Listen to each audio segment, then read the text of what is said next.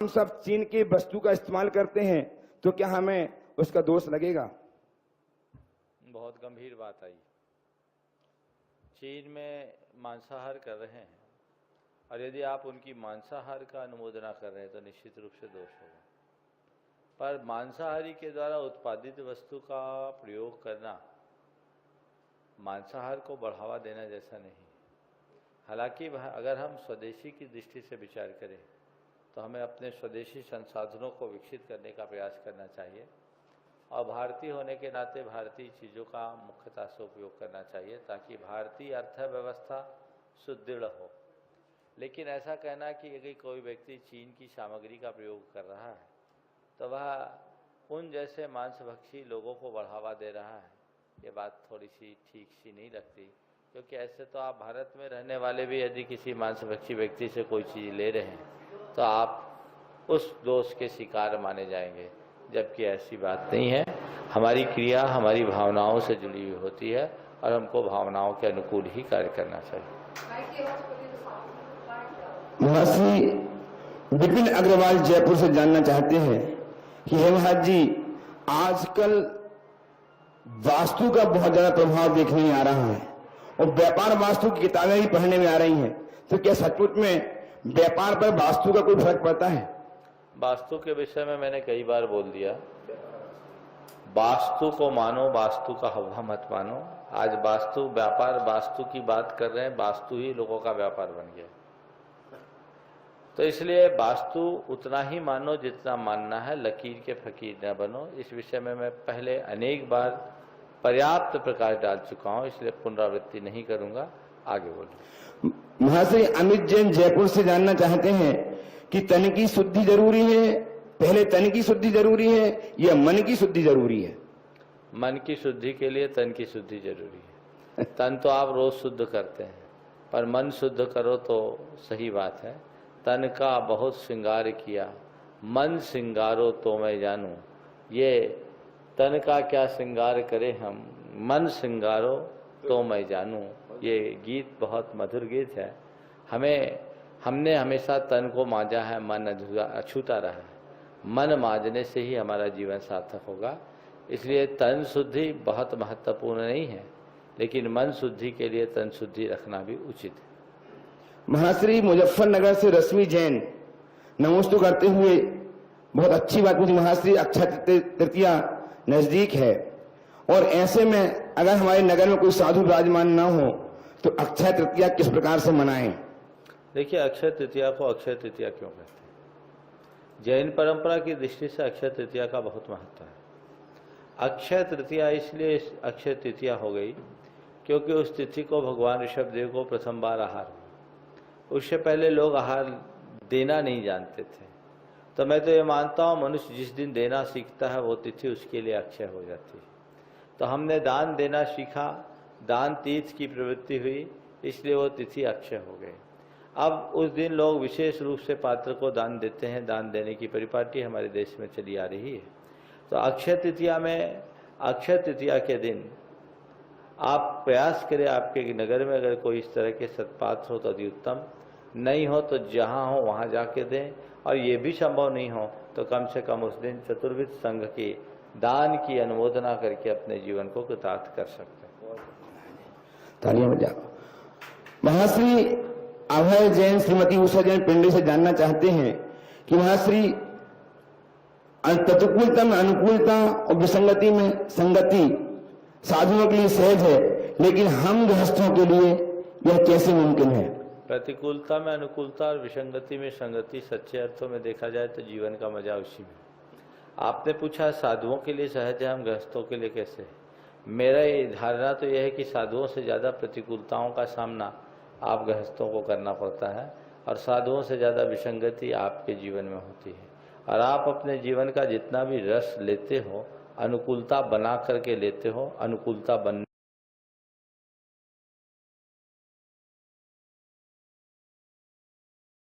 पर नहीं ले पाते। हमारे जीवन में हर समय ऐसी स्थिति आती है। हर व्यक्ति का मैदान की भांति, हमारा जीवन तो एक नदी की भांति है जिसमें ढेर सारे उतार चढ़ाव और घुमाव है। उसको पार करते हुए अपने जीवन को आगे बढ़ाना होता है। तो ये अपने जीवन में तालमेल बनाने के लिए जरूरी है, और ऐसा वही व्यक्ति कर सकता है जिसकी सोच पॉजिटिव हो। आपके अंदर सकारात्मकता बढ़नी चाहिए। आपके भीतर सकारात्मकता बढ़ेगी तो आप प्रतिकूलता में अनुकूलता देखेंगे, विसंगति में संगति बिठाएंगे, बुराई में अच्छाई देखेंगे, दुख में सुख खोजना शुरू कर देंगे। यही जीवन का मंत्र है। हम साधुओं के सामने इस तरह की प्रतिकूलताएं ज़्यादा नहीं आती। हमारे सामने अगर प्रतिकूलता है तो मुख्य रूप से शारीरिक प्रतिकूलता है, मानसिक प्रतिकूलताएं हम लोगों के सामने नहीं है। क्यों नहीं है? क्योंकि हम अपनी प्रतिकूलता को भी अनुकूल रूप स्वीकार लेते हैं। तो जैसे ही मनुष्य प्रतिकूलता को अनुकूलता के रूप में देखने लगता है, मानसिक प्रतिकूलताएं पल में खत्म हो जाती है। तो हम लोगों को मानसिक प्रतिकूलता नहीं होती जो हम किसी बात का टेंशन लें। शरीर है, हमारी चर्या के अनुसार एक बार भोजन करना, केश लोच करना, सारे जीवन निरावरण रहना, पैदल चलना, एक बार भोजन एक बार पानी, उसमें भी अंतराय हो जाए, अन्य तरह की ये प्रतिकूलताएं आप लोगों को दिखती है। लेकिन हमें ये प्रतिकूलता भी प्रतिकूलता नहीं लगती। क्यों? क्योंकि हमारा नज़रिया अलग है। हमने इस प्रतिकूलता को एक्सेप्ट किया है।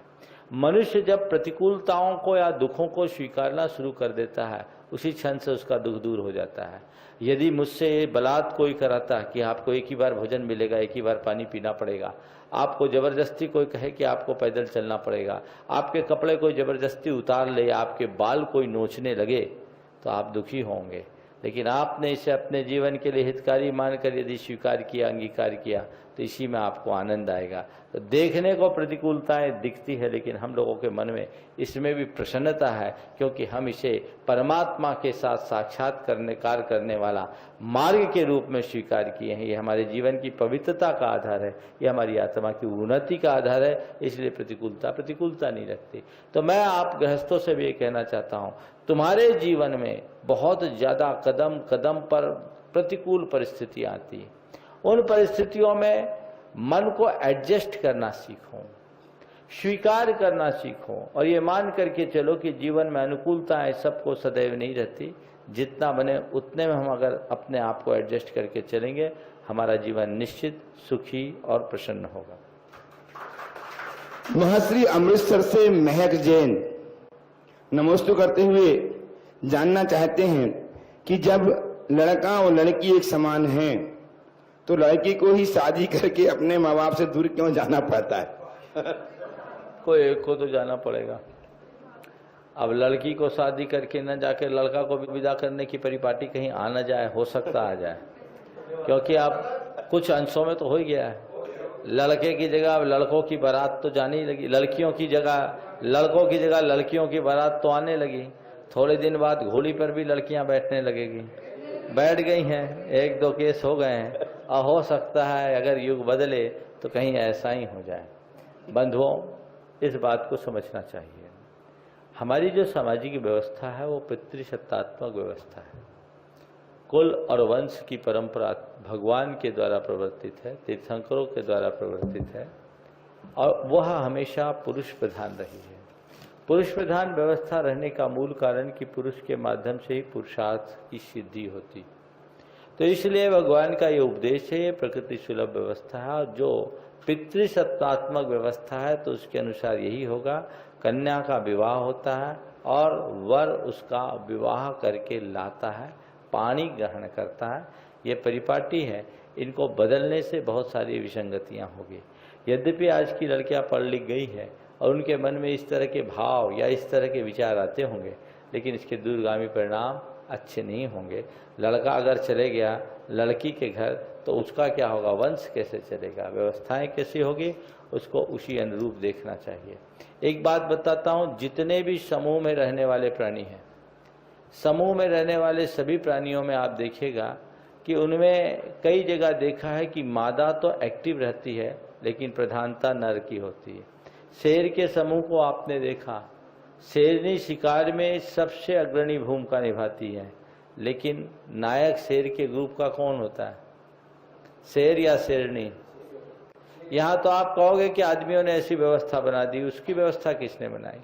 हाथियों के समूह में हथनी का महत्वपूर्ण रोल रहता है, लेकिन नायक हाथी होता है। बांदरों के समूह में बंदरियाँ बहुत बहुत अच्छी भूमिका निभाती है, लेकिन उसका नायक बानर होता है। तो ये प्रकृति की व्यवस्था है और हमें प्रकृति की व्यवस्था के अनुरूप ही चलना चाहिए। इसमें अपनी बुद्धि लगाकर अगर हम कुछ भी करते हैं तो अनेक प्रकार की विकृतियों का जन्मदाता होगा। महाश्री झारखंड के रांची से श्री ऋषभ पंड्या जानना चाहते हैं कि महाराज श्री, हम लोग किसी बड़े को या किसी को आदर देने के लिए आप शब्द का प्रयोग करते हैं, लेकिन हमारे जैन ग्रंथों में, आरती इत्यादि में कई जगह भगवान को तुम, तुम्हारा, यहाँ तक कि तू शब्दों से संबोधित किया जाता है। जैसे तुमसे लागी लगन, तू ही कल्प वृक्षम, तू ही कामधेनम। ये कहाँ तक ठीक है? देखिए, भक्ति में भाषा से ज्यादा महत्वपूर्ण भाव है। रामायण का प्रसंग मुझे याद आ रहा है। जब रामचंद्र जी निषाद राज गुहू के यहाँ रहे तो निषाद राज अभील था, जंगली था, और वो तू तकार करके बोल रहा था।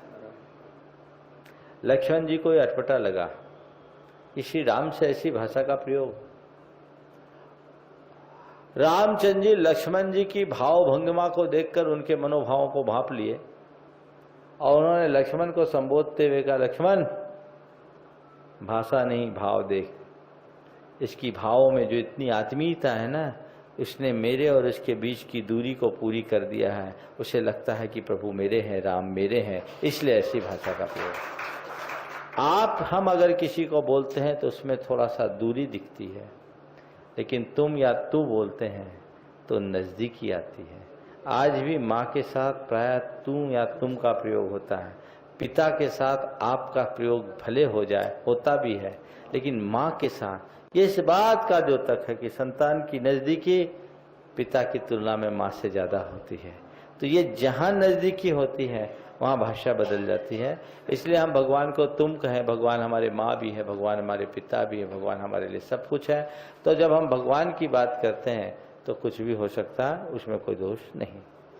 महाश्री दिनेश जैन भोकड़िया चेन्नई से जानना चाहते हैं कि सही मायने में गृहस्थ जीवन जीने के लिए हमें क्या करना चाहिए, और कुछ चीजें जानते हुए भी लोग बहुत ज्यादा दिखावा और आडंबर करते हैं, तो क्या इससे हमें पाप लगता है?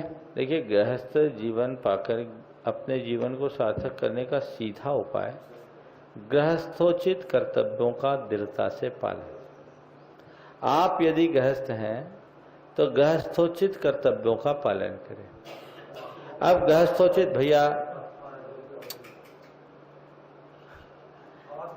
ओम ध्यान से सुनवाइए, गृहस्थोचित कर्तव्यों का पालन करें।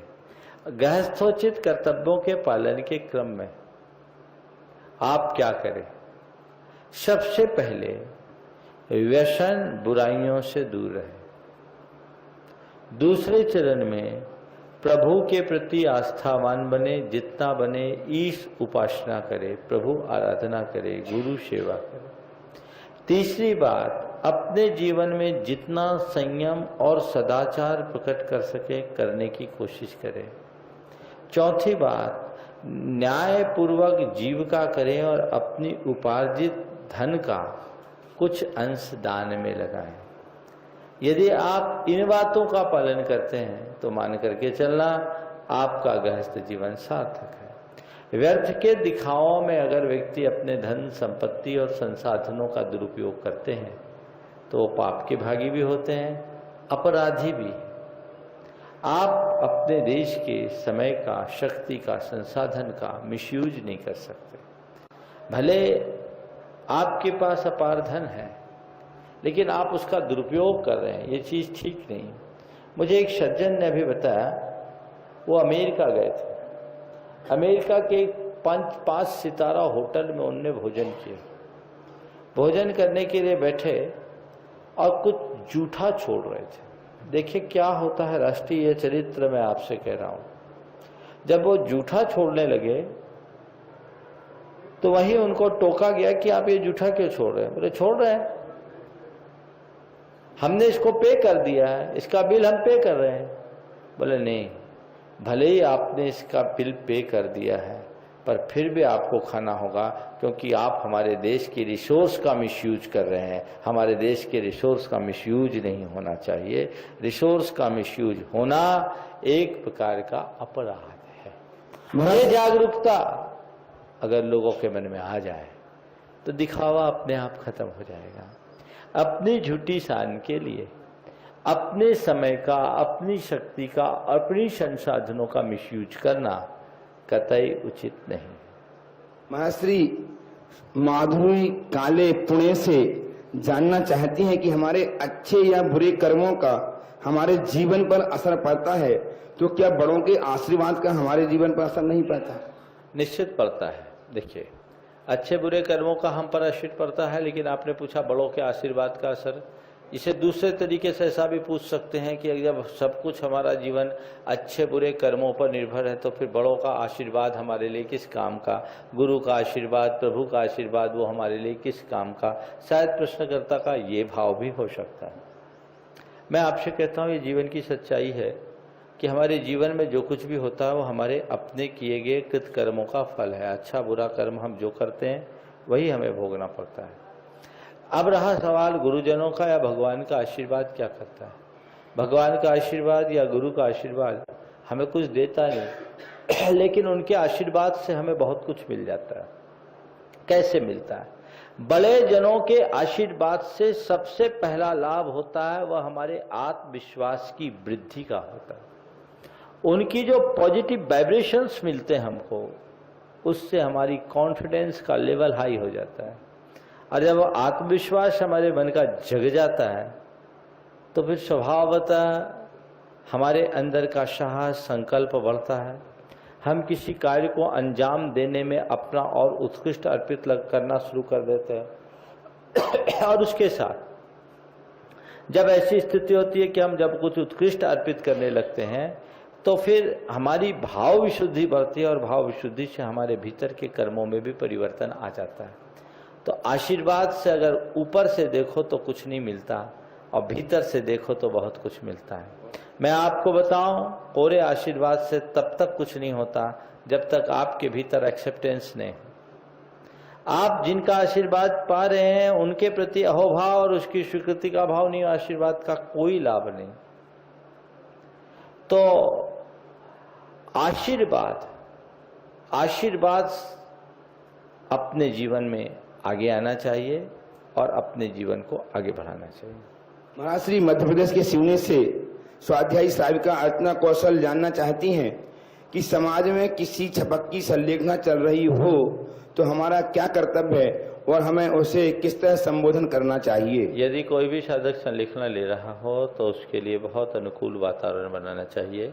इस तरह की वातावरण बनाना चाहिए ताकि उनके शारीरिक और मानसिक रूप से किसी भी प्रकार की पीड़ा ना हो, उनके धर्म ध्यान में बाधक न बने। हम उनकी संलेखना को दूर से देखें, उनकी चर्या में यथासंभव सहगामी बने। जो उनके परिचारक हैं वे परिचारक बहुत विवेक पूर्वक उनकी परिचर्या करें। उनकी परिचर्या में न ज़्यादा उपदेश सुनाए और न ज़्यादा इधर उधर की बातें करें। उनके तन की, उनके मन की स्थिति को देखते हुए समय समय पर संबोधते रहे, उनकी आत्मा को जगाते रहे, और उसके लिए गुरुओं से विशेष मार्गदर्शन ले करके ही आगे कार्य करें। श्रीमती आरती जैन सदला का कर्नाटक से जानना चाहती महाराष्ट्री कि एक गुरु से लाखों लोग जुड़ जाते हैं, तो क्या गुरु भी शिष्यों से जुड़ते हैं?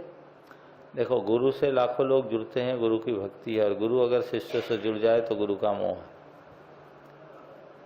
गुरु से लोग जुड़े ये अच्छी बात, गुरु लोगों से जुड़े ये अच्छी बात नहीं है। गुरु किसी से नहीं जुड़ते, लोगों का जुड़ना होता है। वो जुड़ते हैं, गुरु तो बहती नदी की तरह है, इधर से उधर, उधर से इधर होते हैं। हालांकि गुरु से जुड़े हुए हर व्यक्ति को ये लगना चाहिए कि मुझ पर बड़ी कृपा है और मेरा जीवन धन्य है। महर्षि किशनगढ़ से श्रीमती बिमला की पत्नी सुधी साविका जानना चाहती हैं कि सुख के कारण ही बाद में दुख के कारण क्यों बन जाते हैं। यही तो संसार है। सुख और दुख क्या है? सुख किसको बोलते हैं? सुख है जो हमारे मन को अनुकूल लगे, इंद्रिय चेतना को अनुकूल लगे वो सुख, और जो इंद्रिय चेतना को प्रतिकूल लगे वो दुख। और हमारी इंद्रिय चेतना हमारे मन पर अवलंबित होती है। तो कब हमारे लिए मन किस चीज़ को अच्छा मानने लगे और कौन सा चीज़ बुरा मानने लगे कह नहीं सकता। देखिए, एक उदाहरण देता हूँ। प्रचंड गर्मी है, आप थके हारे धूप की अधिकता में एक पेड़ के नीचे बैठे, तन झुलस रहा है, तेज लू चल रही है। पीछे से दरवाज़ा खुला और भीतर से कोई आदमी आया, कह रहा है गर्मी बहुत प्रचंड है, पानी लाऊं क्या? बड़ी कृपा होगी, यही कहेंगे? आपके मन में क्या फीलिंग होगी? आदमी नहीं देवता है, बिना मांगे पानी ला रहा है, खुशी होगी कि नहीं होगी? और वो आदमी अंदर गया, 15 मिनट बीत गए, बाहर नहीं आया, अब क्या कहोगे? क्या कहोगे? हाँ, कैसा आदमी, नाटक करने की क्या जरूरत थी, मैंने थोड़ी मांगा था। मुंह से गालियां भी निकल सकती है। और सोच ही रहे थे कि फिर वो आदमी आया और कहा क्षमा करना, विलंब के लिए खेद है, सोचा गर्मी प्रचंड है, केवल पानी से काम नहीं चलेगा, इसलिए शिकंजी भी तैयार कर लूं, इसलिए देर लगा। अब क्या होगा? हाँ, अब क्या? अभी भी शिकंजी आई नहीं है सामने। ये मन है, मन को जो भाता है वो अच्छा लगता है, जो मन को भाता नहीं वो दुख का कारण बन जाता है। इसलिए जब तक मनुष्य का मन अनुकूल नहीं हो, कभी सुख और कभी दुख के ढूंढोले में वो झूलता रहेगा। महाराज श्री सिद्धांत ग्रंथ क्या है, इस बात को जानना चाहती हैं श्रीमती माया देवी दाता से। सिद्धांत ग्रंथ हमारे आगम में जिसका सीधे जिनवानी से संबंध है उसको सिद्धांत ग्रंथ की श्रेणी में लिया गया है। और सिद्धांत ग्रंथ के अंतर्गत सरखंडागम, कसाय पाहुड़ जैसे ग्रंथ आते हैं। यहाँ प्रिंसिपल साहब को बोला, विद्यालय का नाम लेके। हमारे बीच में अब प्रश्नकर्ता के रूप में इस विद्यालय फागल नाम पढ़ो विद्यालय, फागलवा ग्राम के प्रिंसिपल श्रीमान, विद्यालय का नाम बोलो ना। श्री हरदेव दास अग्रवाल राजकीय आदर्श उत्तर माध्यमिक विद्यालय फागलवा के प्रिंसिपल, उनसे निवेदन कि अपना प्रश्न करके अपनी शंका समाधान। मुकेश जी मेहता, आइए। आपको संस्था के प्रधान के नाते एक छोटा नहीं, ठीक है, परेशान क्यों करते हैं, बैनर ले लेता पीछे। आपको मुनिश्री को मेरा मुकेश कुमार मेहता का हाँ ठीक है, सादर प्रणाम। आज हमारे विद्यालय का बहुत ही सौभाग्य है, मुनिश्री के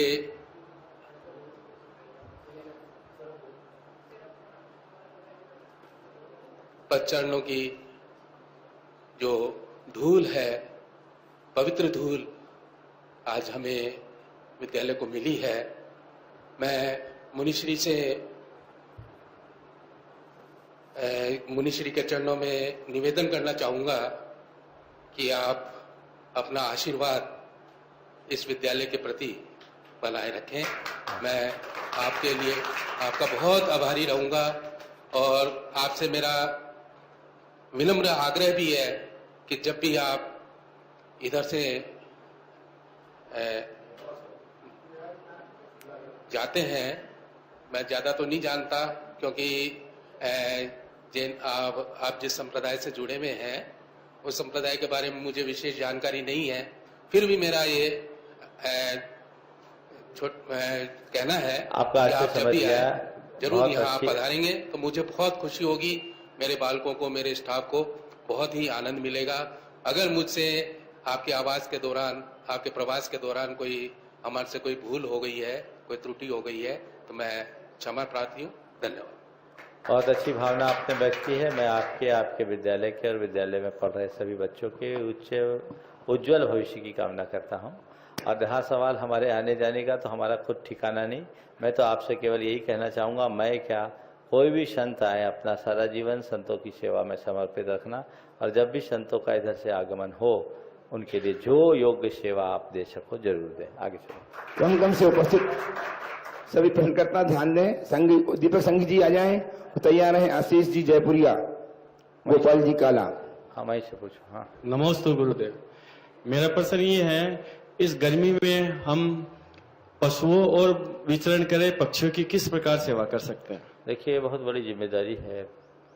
आप अपनी गर्मी में तो अपनी व्यवस्था पूरी कर लेते हैं, लेकिन निरीह प्राणियों के लिए भी, मूक प्राणियों के लिए भी हमारे मन में संवेदना होनी चाहिए। पक्षियों के लिए तो आप अपने घरों में कम से कम पानी रख करके, दाना डाल करके आप उनकी सेवा कर सकते हैं। प्यासे पक्षियों को पानी पिलाने से घर में समृद्धि बढ़ती है। पशुओं के लिए भी यदि आप चारे का प्रबंध कर सके तो अच्छी बात, नहीं तो जगह जगह टाँके बना करके पानी का प्रबंध जरूर करना चाहिए, क्योंकि इन दिनों में पानी की बड़ी तंगी है। मनुष्यों को ही पानी नहीं मिल पा रहा है तो इनको क्या करें। और मैं ये कहना चाहूँगा कि इस गर्मी की प्रचंडता को देखते हुए पानी का मिसयूज कम से कम करें, मिसयूज ना करें। जितना ज़रूरत है उतने ही पानी का प्रयोग करें, क्योंकि आने वाले दिनों में पानी एक बहुत बड़ी समस्या बनने जा रही है। इसलिए पानी बचाओ, ये अपने को हमेशा ध्यान में रखना चाहिए। आशीष जयपुरिया तैयार हैं। गोपाल काला, राजा साहब, रमेश जैन। नमस्ते महाराज। महाराज जी, मेरा प्रश्न ये है कि टीवी का दुष्प्रचार से बहुत से लोगों की मानसिकता ये है कि अंडा शाकाहारी है, और मेरे बहुत से जैन मित्र उसका सेवन भी कर रहे हैं ये सोच के। तो मैं ये चाहता हूँ महाराज जी उनको ये बताए कि इसके मतलब क्या दोष लगता है। देखिए, जो बोलते हैं अंडा शाकाहारी, उनसे पूछो क्या अंडा किसी पेड़ में लगता है? अगर पेड़ में उगता हो तो माने। सच्चे अर्थों में देखा जाए तो अंडा शाकाहारी नहीं, मुर्गी के जिगर का टुकड़ा है। मुर्गी के जिगर का टुकड़ा है। ये पूरी तरह प्रयोग सिद्ध हो गया, चाहे वो निषेचित हो या अनिषेचित। जो पोल्ट्री फार्म में कृत्रिम तरीके से गर्भाधान करा के मुर्गियों से अंडे निकाले जाते हैं, उनका भी अपनी माँओं से संवाद जुड़ा होता है। ये पूरे यंत्रों के द्वारा सिद्ध हो चुका है। इसलिए किसी भी अंडे को हम शाकाहारी नहीं कह सकते। और मुर्गियों को कितनी वेदना होती है, वो अंडा देते ही उनके नीचे गिर जाता है, उस पर एक क्षण के लिए बैठ भी नहीं पाती। उस माँ से पूछो जिसके सद्य प्रसूत बच्चे को एक पल के लिए माँ देखे, उससे पहले ही कोई छीन कर दूसरी तरफ ले जाए तो उसको क्या तकलीफ होगी, क्या वेदना हो। तो ये अंडा किसी भी अर्थ में शाकाहारी नहीं है।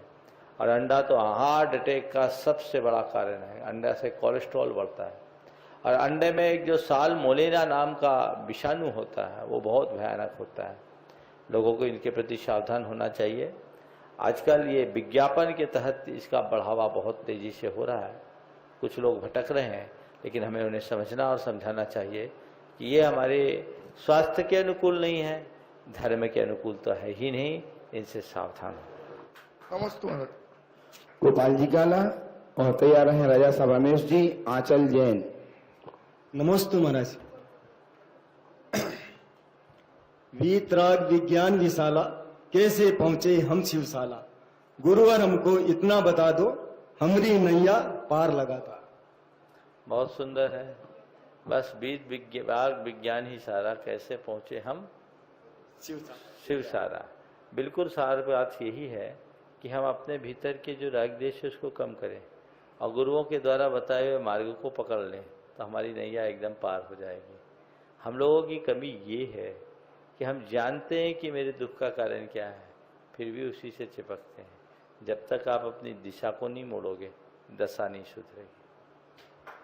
आ जाए राजा साहब और तैयार हैं आंचल, हेमा जैन, मोहित काला। नमस्ते महाराज।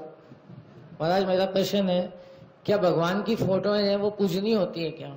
नहीं, जैन धर्म के अनुसार से किसी की भी तस्वीर को नहीं पूजना चाहिए जब तक हम उन्हें मंत्र आराधन के द्वारा विधि पूर्वक प्रतिष्ठित न करें, वो पूज्य नहीं।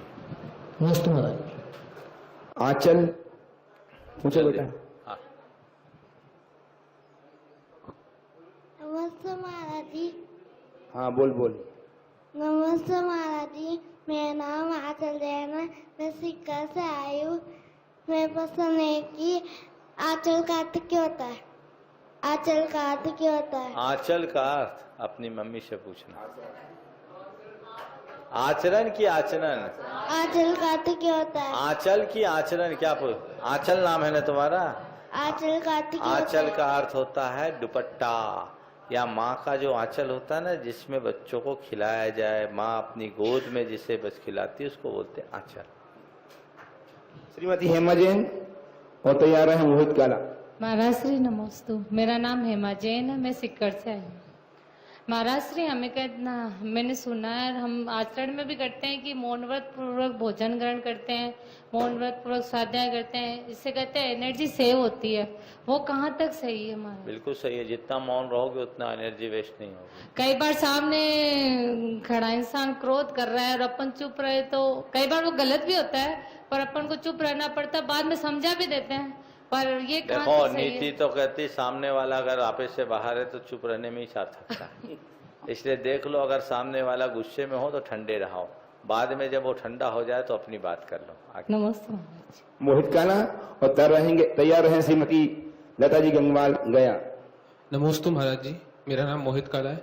महाराज श्री, हम जब भी संकट में होते हैं हम भगवान से प्रार्थना करने लगते हैं, हे भगवान बचा ले। लेकिन महाराज श्री, मेरा प्रश्न है कि जब राजा भोज ने आचार्य श्री मानतुंग को 48 कड़ों में जकड़ लिया था, तब उनके पास ऐसी क्या शक्ति थी, ऐसी क्या उनके दिमाग में उपजी कि उन्होंने 48 श्लोक लिख दिया और हर एक श्लोक का अपना महत्व है और हर श्लोक एक संकट निवारक बन गया। देखिए, ये बात सही है कि आचार्य मानतुंग के जीवन में घोर संकट आया, राजा उन पर क्रुद्ध हो गया और बेड़ियों में जकड़ दिया। लेकिन आचार्य मानतुंग थे जो अध्यात्म संपन्न साधक होते हैं, वो अपने जीवन में आने वाली विपत्तियों से रत्ती भर भी विचलित नहीं होते। हमें आपको लगता है कि आचार्य मानतुंग पर महासंकट था। आचार्य मानतुंग ने अपने आप को पल भर के लिए भी संकटापन महसूस नहीं किया। उन्होंने देखा कि जब बाहर की स्थिति अनुकूल नहीं है तो उन्होंने अपना सीधा संबंध अपने भीतर के परमात्मा से जोड़ लिया और वे परमात्मा की आराधना में इस कदर लीन हो गए कि उनके मुख से शब्द निकल के गए, वो छंद बनते गए और भक्तामर स्तोत्र का रूप लेता गया। उन्होंने बुद्धिपूर्वक इस स्तोत्र की रचना नहीं की, वो एक भीतर का ऐसा स्पंदन था कि उनके बोलने मात्र से भीतर परिवर्तन परिवर्तन परिवर्तन होता रहा और उनके छंद बनते गए, उनके ताले बेड़ियां टूटती गई और 48 छंद तक पहुंचते पहुंचते वे चरम में पहुंचे और सारी बेड़ियां टूट गई। बाद में हमने इसको एक चमत्कार से जोड़ लिया और चमत्कार से जोड़ने के बाद उसमें नए नए प्रयोग किए गए और उन प्रयोगों के आधार पर यह निश्चित हो गया कि हर छंद का अपना अपना महत्व है। मेरी अवधारणा है कि मानतुंग जैसे महान आचार्य ने इस उद्देश्य से भक्तामर स्तोत्र की रचना नहीं की कि मेरे बंधन टूट जाएं। उन्होंने बाहर की स्थिति को अपने अनुकूल नहीं देखा तो अपने आप को संभालने के लिए अपने भीतर के भीतर उतरना ज्यादा उचित समझा और जब उनका भीतर से संबंध बढ़ा तो बाहर ये हो गया और भक्ति के चरम रूप पर पहुंच गए। आप ये सवाल कर सकते हैं कि क्या स्तोत्र पढ़ने से बेड़ियां कट सकती है? शायद ये सवाल आ सकता है।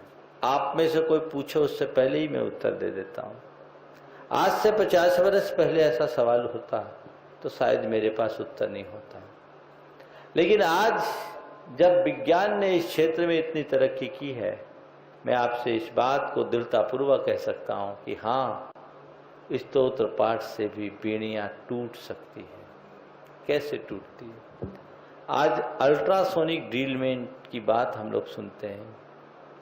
ध्वनि का सिद्धांत इतना बढ़ गया कि संघनित ध्वनि की तरंगों से सघन वस्तु को छेदा जा सकता है, छेदा जा सकता है।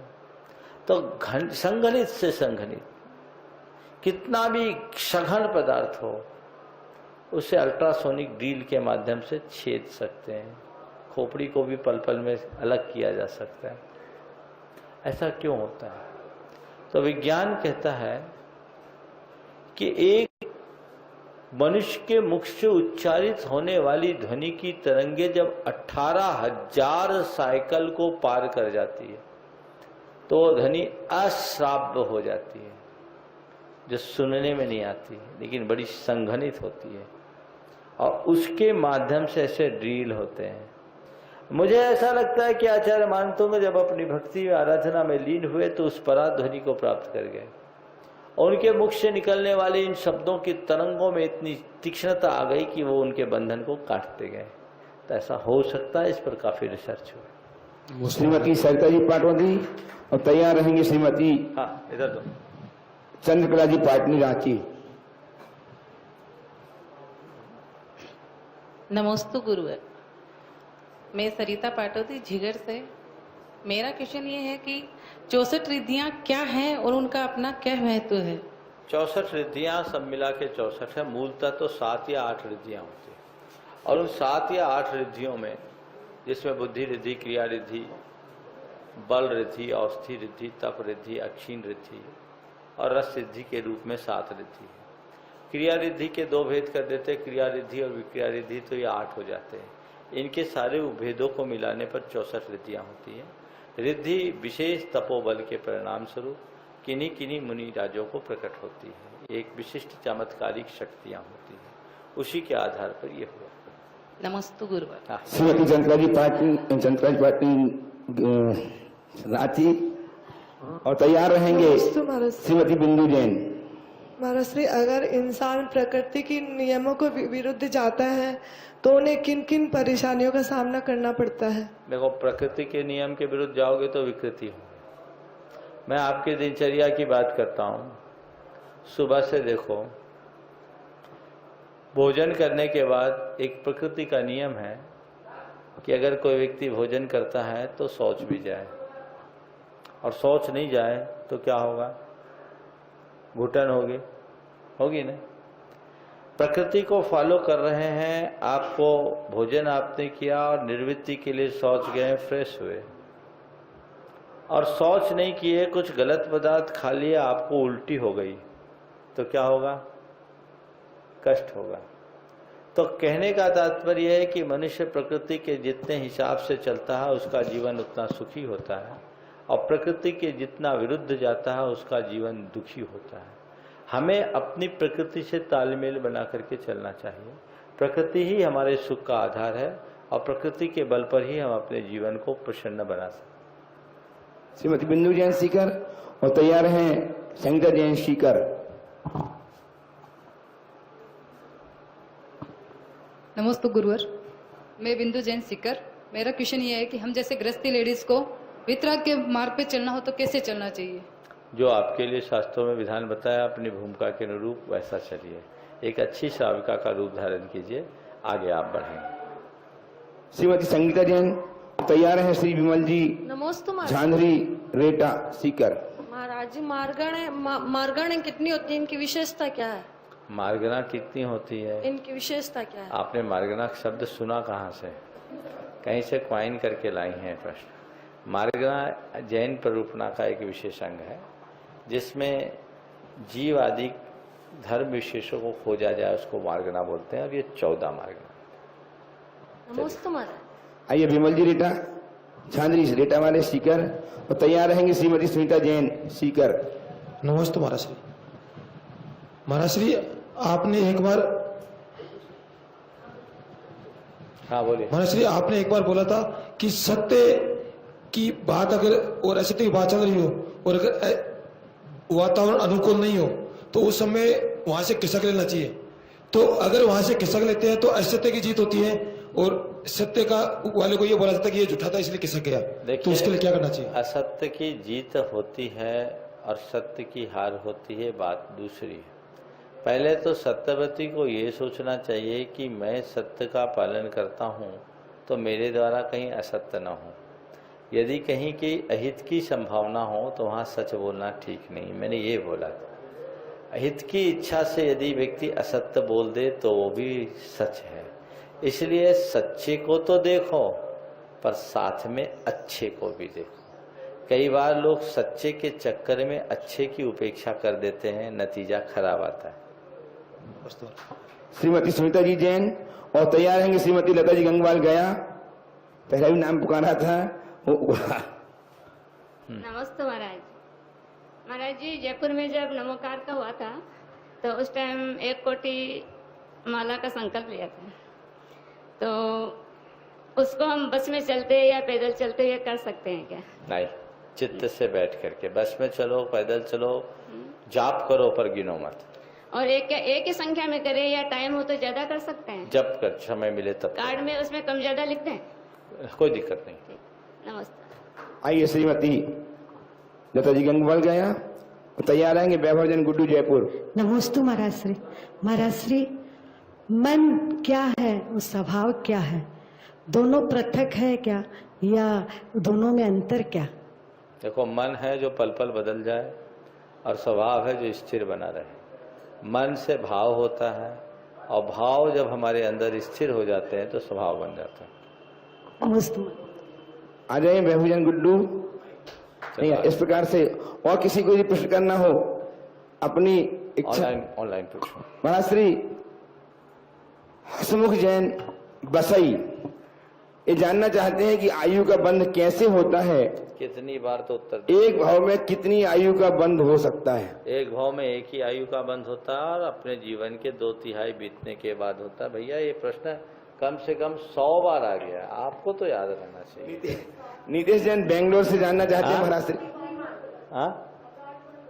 एक भाव में 8 बार अधिकतम बनता है, एक भाव में 8 बार बनता है और अपनी आयु के 2/3 बीत जाने के बाद आता है। मैंने 81 वर्ष की आयु का उम्र का उदाहरण बना करके बताया, कितनी बार बता दिया, इसलिए रिपीटेशन नहीं करिए। महाराज श्री नीतीश जैन बेंगलोर से जानना चाहते हैं कि मंदिर जी में बीम के नीचे पिलर में जो कि बीम से कनेक्टेड है में 24 तीर्थंकर भगवान की प्रतिष्ठित मूर्ति की स्थापना की जा रही है, तो क्या इस प्रकार की बीम के नीचे या पिलर्स में भगवान जी की स्थापना करना उचित है? कृपया मार्गदर्शन दें। जो कर रहे हैं, जो करा रहे हैं उन्हीं से पूछें, मुझसे यहाँ से मार्गदर्शन न लें। महाराज श्री मयंक जैन दिल्ली से जानना चाहते हैं कि हाथ से जाप करते समय कितने समय कर्म ऊपर से नीचे होना चाहिए और नीचे से ऊपर? क्या फिर से बोलो? हाथ से जाप करते समय नीचे से ऊपर होना चाहिए। कितनी बार? ये देखो, बीच की मध्यमा उंगली से शुरू करो, मध्यमा उंगली के बीच के पोर से शुरू करो, फिर उसके टॉप पर करो, फिर तर्जनी के टॉप पर करो, तर्जनी के मध्य में करो, तर्जनी के रूट पे करो, मध्यमा के रूट पे करो, अनामिका के रूट पे करो, मध्य में करो, टॉप में करो, ये ओम बन जाएगा। इस तरीके से करने से कुछ लोग तर्जनी का प्रयोग न करके मध्यमा से ये अनामिका से शुरू करते हैं और उसको ऐसे करते हैं। कुछ का कहना है तर्जनी ना करें, पर मेरी दृष्टि में तर्जनी करने में कोई बात। ये देखिए, 1 2 3 4 5 6 7 8 9। चलिए। महाराज श्री मीनाक्षी जैन किशनगढ़ राजस्थान से जानना चाहती हैं कि कभी कभी छोटे छोटे नियम लेकर जीवन को धर्म पथ पर आगे बढ़ाना चाहते हैं, लेकिन जैसे ही नियम लेने की सोचते हैं वैसे ही नियम टूटने का भय समा जाता है और ऐसा विचार आता है कि यदि नियम टूट गया तो महापाप लगेगा और फिर नियम नहीं ले पाते। एक बार रोटी खाने से दस्त लग जाए तो रोटी खाना बंद कर दोगे क्या? रोटी खाए हो, दस्त लगा है तो हाजमा ठीक करो, फिर रोटी खाना। नियम लेने के बाद नियम तोड़ो मत, और टूट जाए तो छोड़ो मत, वापस प्रायश्चित लेकर के नियमों में स्थिरता रखो। बिना गिरे कोई आगे नहीं बढ़ता। महाराज श्री कुमारी दशा जैन जानना चाहती हैं कि मेरे पापा देवेंद्र जैन राजनीति में लगे रहते हैं। महाराज श्री ऐसा कोई उपाय बताएं कि राजनीति भी न छूटे और धर्म भी कर लिया जाए। मतलब राजनीति ये धर्म है, धर्म करने वाले राजनीति ना करे ऐसी कोई बात नहीं है, पर इतना बात करना चाहूँगा कि धर्म करने वाले राजनीति कर पर धर्म में राजनीति ना करें। राजनीति करके धर्म की प्रभावना में जितना योगदान दे सके दे। महाराज श्री संगीता जैन आरती जैन सरलगा से जानना चाहती है, अगर सिस्टम ऊपर से ही खराब है तो सारी शिक्षाएं छोटों को ही क्यों दी जाती हैं? देखिए, सिस्टम को आपने पूछा है घर परिवार के शिक्षण को कि खराब है तो छोटों को शिक्षा क्यों दी जाती है। बात तो सही है, जैसा ऊपर वालों का होता है वैसा नीचे को होता है। यदि घर परिवार में कोई ऊपर से ही बुरे हैं तो नीचे वाले को आप गलत प्रेरणा तो दे ही रहे हैं, लेकिन फिर भी शिक्षा छोटों को इसलिए दी जाती है कि जो गलती बड़ों ने की है वो छोटे न दोहराएं। जैसे एक का पिता शराब पीता था, अब वो व्यक्ति खुद कहता था अपने बेटों से कि मेरी दशा देख और जिंदगी में कभी शराब मत पीना। मैंने शराब नहीं पी, शराब ने मुझे पी ली। वो आदमी हमेशा कहता था, हालत खराब थी, शरीर जर्जर क्षीण हो गया। बोला मैं अब चाहता हूँ तो भी शराब नहीं पी पाता हूँ। मैंने केवल बर्बादी की, धन संपत्ति की, मान प्रतिष्ठा की, धर्म की, सबकी होली जलाई। लेकिन अब मैं तुमसे कहना चाहता हूँ, मुझे देखो और ज़िंदगी में कभी शराब नहीं पीना। तो कई बार ऊपर वाला गलत हो और गलत होने के बाद भी नीचे वाले उससे अच्छी प्रेरणा ले सकते हैं। और गलत होने वाले व्यक्ति अपने आप को गलत महसूस करते हुए सामने वाले को अगर सुधरने का संकेत देते हैं तो इसे बहुत सकारात्मक दृष्टिकोण से लेना चाहिए। ये भी एक उपलब्धि। हाँ, लेकिन कई बार उल्टा होता है, जो खुद गलत है वो सामने वाले को अपनी गलतियों को भी सही बता करके कहते हैं और उनसे कुछ ज़्यादा अपेक्षाएं रखते हैं। ये बात ठीक नहीं। महाराज श्री स्यापरा भटेवनी से श्रीमान संतोष कुमार वंदना जैन जानना चाहते हैं कि जैन धर्म भाव प्रधान है, फिर भी नियमों को पालन करने में क्रिया को अधिक महत्व क्यों दिया जाता है? देखिए, क्रियाएं नियमों के पालन में सहायक है, पर क्रिया रूढ़ होने से नियम के पालन में सार्थकता नहीं। तो आप क्रियाओं का पालन करें, यथासंभव क्रियाओं में दृढ़ता रखें। क्रिया अगर भाव विशुद्धि में सहायक बन रही है तो आप उसे आगे बढ़ाएं। जैसे आप सामायिक एक क्रिया है और सामायिक रूप क्रिया नहीं करेंगे तो आपकी एकाग्रता कैसे होगी? पर हाँ, केवल सामायिक हाथ पर हाथ धर करके बैठ जाने का नाम सामायिक नहीं है। सामायिक करते करते अगर आपके हृदय में भाव विशुद्धि बढ़ेगी तब आपकी सामायिक रूप क्रिया सार्थक होगी। पूजा करनी एक क्रिया है और पूजा के लिए आप भगवान के समक्ष खड़े नहीं होंगे तो पूजा किसकी करेंगे? पर केवल पूजा करने का नाम पूजा नहीं है। पूजा में भगवान के चरणों में अपना भाव समर्पित करना पूजा है। तो क्रियाएं हमारी भाव विशुद्धि में निमित्त है। हम क्रियाओं को साधन माने, साध्य नहीं। महाराज श्रीमती मंजू देवी जैन, अतुल जैन भिलाई मोड़वा सेक्टर से जानना चाहते हैं कि अच्छा बनने के लिए कार्य करें या बुरे बनकर भी अच्छे कार्य किए जा सकते हैं?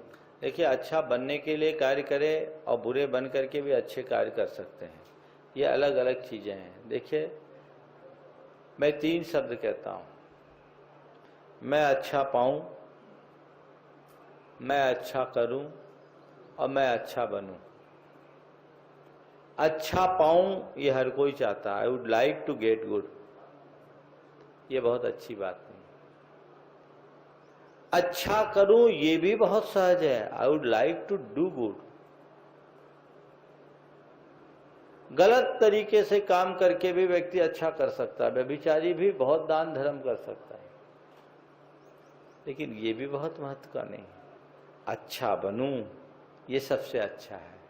तो मैं आपसे कहता हूं, आप अच्छा पाओ या ना पाओ, अच्छा करो या ना करो, अपने जीवन को अच्छा बनाओ। सर्वत्र अच्छा ही अच्छा हो जाएगा और यही सच्चा मार्ग है। महाराज श्री मध्य प्रदेश के मंडला से अनिल कुमार जैन अमरदीप जानना चाहते हैं कि एक बार क्षमावाणी पर प्रवचनों में आचार्य श्री ने कहा कि दुकानदार की दृष्टि हमेशा दाम पर और ग्राहक की दृष्टि हमेशा द्रव्य पर होती है। इसका क्या आशय है? दुकानदार का मतलब मेरे पास कितना माल है उसकी कोई वैल्यू नहीं, उसका भाव क्या है इसकी वैल्यू। आपके पास लाखों हजारों का माल हो, लाखों का माल हो और रेट गिर जाए तो क्या होगा? गए काम से। तो माल से मालदार नहीं बनता, गुरुदेव कहते हैं भाव से इंसान मालदार बनता है।